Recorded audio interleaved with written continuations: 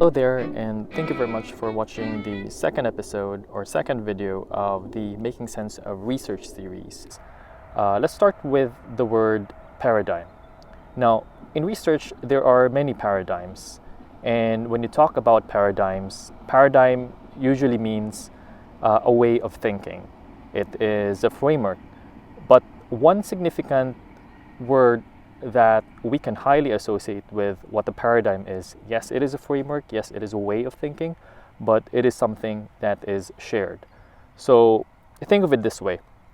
If I were to ask you if I were to ask you like examples of what you think is a good person is and examples of what you think is a bad person is, with that list of examples, most of us will agree what a good person is.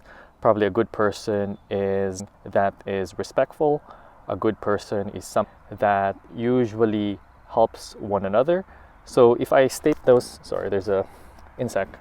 So if I state those as one of my examples, most of us would agree that that's what a good person is.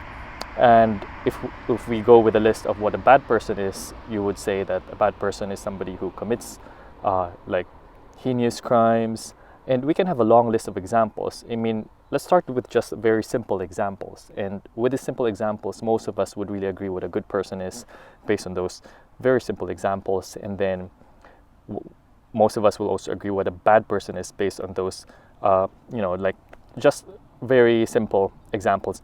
So we already have that framework in our head, whether it is written or unwritten. Automatically, we can already determine what a good person is to some extent and what a bad person is to some extent. So that's because there is a paradigm. There's a framework that we share, most of us share, whether this is written or unwritten, complex or simple. Now, paradigms can become complex as well, and in research, there are many paradigms or ways of thinking. Some of them are even illustrated in textbooks as to how things should be run or how things should be implemented.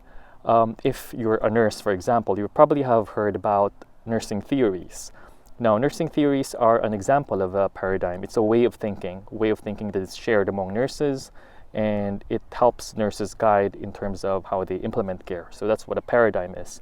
In research, we have a lot of this. In fact, the scientific method in itself is an example of a paradigm. It is a step-by-step approach. It is something that is systematic, and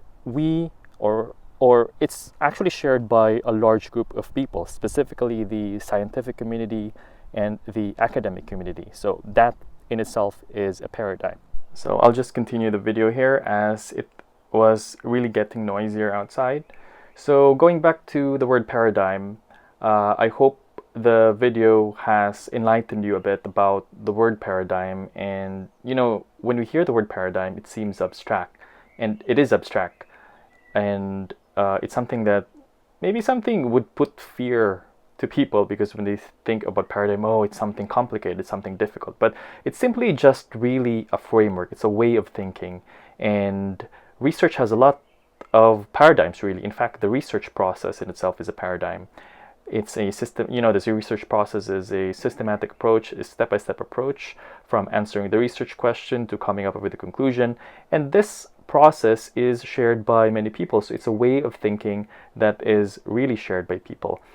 Another view of how we can, use paradigm in the context of research is like the quantitative and qualitative research. So quantitative paradigm usually deals with studies that are observable by the senses. So some researchers are more of an empiricist, like they believe that in order to find out something, it has to be something that can be measured. So that means that something can be measured through instruments or through numerical forms or through different levels like mild, moderate, severe.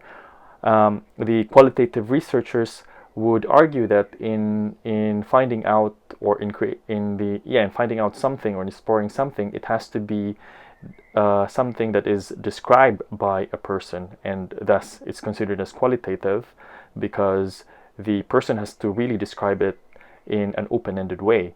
Like if the researcher wants to know about the lived experiences, for example.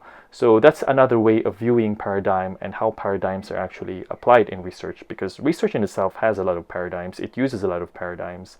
In fact, a researcher himself or herself can create his or her own paradigm in their research and interpret that in their research as to what the paradigm really means.